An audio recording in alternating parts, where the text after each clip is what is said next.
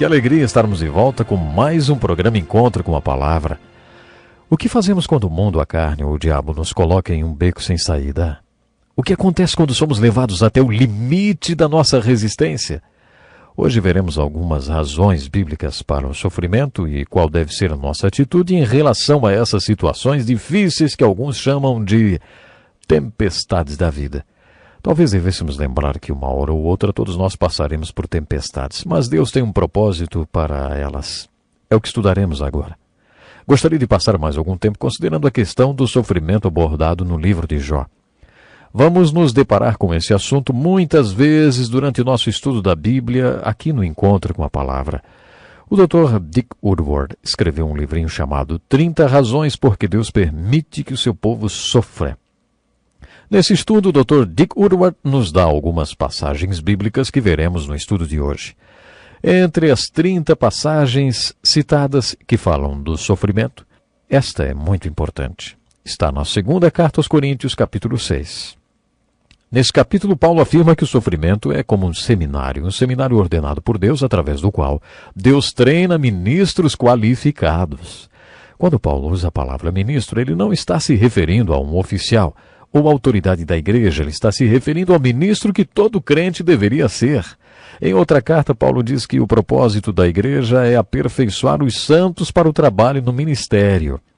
Quando ele usa a palavra santo, está se referindo àquele que é separado e segue a Jesus Cristo. Ele afirma em Efésios, capítulo 4, verso 12, que o nosso propósito quando nos reunimos em nossas igrejas é aperfeiçoar os santos para o trabalho do ministério.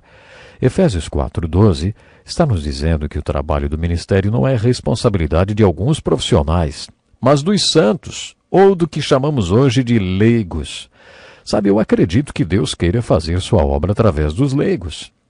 É por isso mesmo que tenho esse compromisso de trabalhar com os leigos. Sim, trabalhar com os leigos no estudo da Bíblia Sagrada. Se leigos puderem desenvolver um conhecimento das Escrituras para fazer a obra de Deus, eles serão as pessoas que ele procura para realizá-la. Foi nesse contexto que Paulo usou a palavra ministério. Como é que você sabe que é um ministro?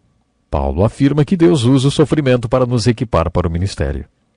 Não damos motivo de escândalo a ninguém, em circunstância alguma, para que o nosso ministério não caia em descrédito.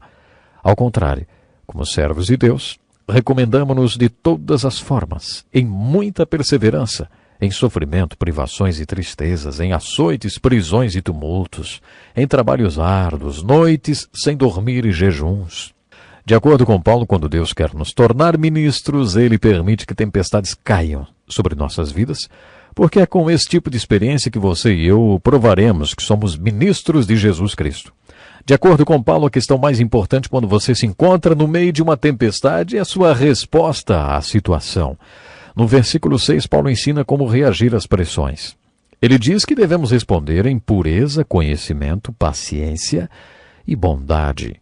Nos versículos 6 e 7, ele ensina onde conseguirmos os recursos espirituais para responder corretamente às pressões das provações. Ele diz assim, no Espírito Santo e no amor sincero, na palavra da verdade e no poder de Deus, com as armas da justiça, quer de ataque, quer de defesa. Nos versículos 8 a 10, ele diz qual é o resultado dessa resposta às tempestades da vida, usando esses recursos.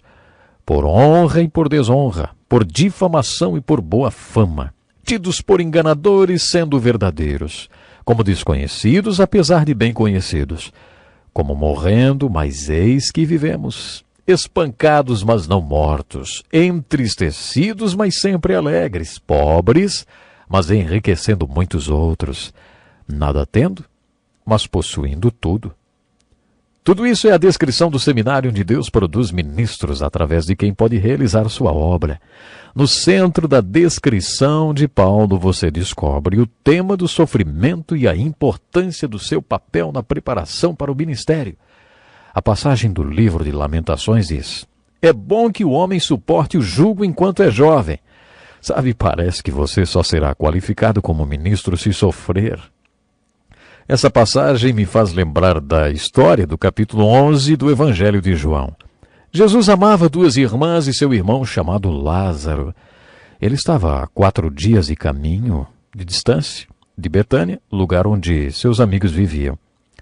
Quando Jesus soube que Lázaro estava doente e prestes a morrer, deliberadamente ele permaneceu onde estava. Ele não foi imediatamente a Betânia. Parece óbvio que Jesus permitiu a provação da doença e da morte para entrar na vida daquelas 2 irmãs e de seu irmão Lázaro, a quem ele muito amava. Aparentemente, quando finalmente chegou a Betânia, Jesus esperava que as irmãs tivessem a resposta certa para aquela provação. O capítulo 11 do Evangelho de João é uma versão compacta do livro de Jó. Essas 2 irmãs eram muito diferentes uma da outra. A primeira, Marta, corre para se encontrar com Jesus e lhe diz: Senhor, se estivesses aqui, meu irmão não teria morrido. Não sabemos o tom que Marta usou para dizer isso, mas parece que foi como se ela tivesse dito: agora não adianta mais. Onde é que o senhor estava? A outra irmã, Maria, era bem diferente de Marta.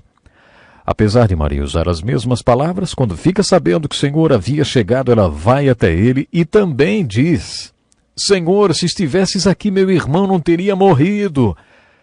Mas lemos que ela cai aos pés de Jesus e então diz, caída aos pés de Jesus: Senhor, se estivesses aqui, meu irmão não teria morrido. Jesus queria que essas 2 irmãs tivessem a resposta certa à tempestade da doença e da morte. Jesus obteve a resposta de Maria quando ela caiu aos seus pés e, em outras palavras, disse: Senhor, eu aceito a morte do meu irmão. O Senhor não estava aqui, mas tudo está certo porque o Senhor sabe. Essa Maria é citada várias vezes nos evangelhos e está sempre aos pés de Jesus.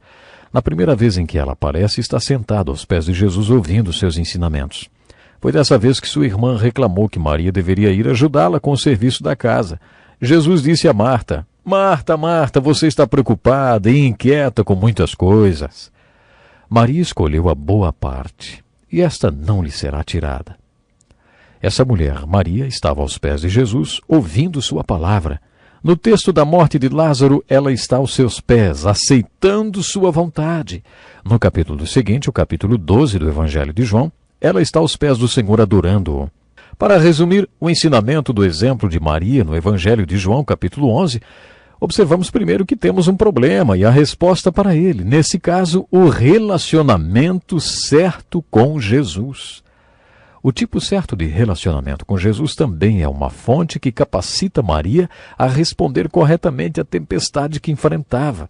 Jesus resgata essas 2 irmãs da tempestade. Ele ressuscita Lázaro. Outro importante texto sobre sofrimento está no Velho Testamento, no livro de Isaías, capítulo 40, versículos 3 a 5. Isaías foi o profeta dos profetas. Você verá isso quando os estudarmos. De acordo com Jesus, João Batista foi o maior profeta que já existiu e ele pregava os sermões de Isaías. A maioria de nós pregadores usa grandes sermões de outros pregadores em nossas pregações, não é mesmo? Temos um precedente nesse plágio, já que João Batista pregava os sermões de Isaías e Jesus disse que ele era o maior pregador que já existiu. Muitos pastores me escrevem e dizem que estão usando minha mensagem. Bom, isso é maravilhoso. Louvado seja Deus por isso, porque para início de conversa, grande parte de tudo não é meu. Bom, mas o grande sermão que João Batista pregava era o registrado no livro de Isaías, capítulo 40, versículos 3 a 5. Lucas, capítulo 3, versos 1 ao 6, descreve João Batista pregando o sermão de Isaías. Podemos fazer uma síntese desta mensagem. Quando você for construir uma estrada, faça 4 coisas. Primeiro, nivele os montes. Segundo, preencha os vales. Terceiro, alinhe os caminhos tortos. E quarto, aplane os caminhos esburacados. Aí então você terá uma estrada. Isaías e João pregaram da seguinte forma: Deus virá ao mundo algum dia e para isso precisará de uma estrada para rodar nela. Essa estrada é a vida do Messias e sua vida é perfeita. Nessa vida perfeita, as montanhas do orgulho serão totalmente niveladas. Os vales na sua vida serão completamente preenchidos. O Messias será cheio do Espírito Santo 100% do tempo. Em sua perfeita vida, os caminhos tortos do pecado serão alinhados. O Messias tornará os caminhos esburacados em caminhos planos. Com isso, Deus terá uma estrada pela qual virá ao mundo. Tudo isso aconteceu quando Deus veio ao mundo através da perfeita vida de Jesus. João Batista iniciou o caminho de Jesus pregando: Ele está aqui está a estrada pela qual Deus virá ao mundo. Depois Jesus viveu nesse mundo por 33 anos. Ele disse aos seus apóstolos que comemoravam a Páscoa com ele que estava prestes a deixar este mundo. Depois de sua morte e ressurreição, ele disse aos seus discípulos: Assim como me enviaste ao mundo, eu os enviei ao mundo. Fazendo uma aplicação disso, podemos dizer que Deus quer que o mundo veja sua salvação através da sua e da minha vida. Mas como isso acontece, hein? Acontece como aconteceu na vida do Messias. Sua vida foi uma estrada para Deus e Ele quer que a sua e a minha vida sejam uma estrada também. Fazendo uma aplicação disso, podemos dizer que todos nós devemos fazer a seguinte oração todos os dias: Senhor, faz da minha vida uma estrada, pela qual o Senhor viaje pelo mundo, e que as pessoas o vejam através da minha vida. Dá-me o poder e a graça para responder aos buracos da minha vida de uma maneira que todo mundo o veja em mim. Faz da minha vida uma estrada. E aí, você já fez essa oração algum dia? Eu desafio você a fazê-la. E se você a fizer, não se surpreenda se os tratores de Deus começarem a trabalhar na sua vida. Deus vai nivelar os montes do orgulho, encher os seus vales, os seus vazios, vai endireitar os caminhos tortos. E, acima de tudo, Ele mostrará a você como reagir aos seus caminhos cheios de buracos, para torná-los caminhos planos, pelos quais Ele viajará nesse mundo. Pense nisso. Até o nosso próximo encontro. Este é um estudo escrito pelo Dr. Dick Woodward, na voz do pastor Edson Bruno.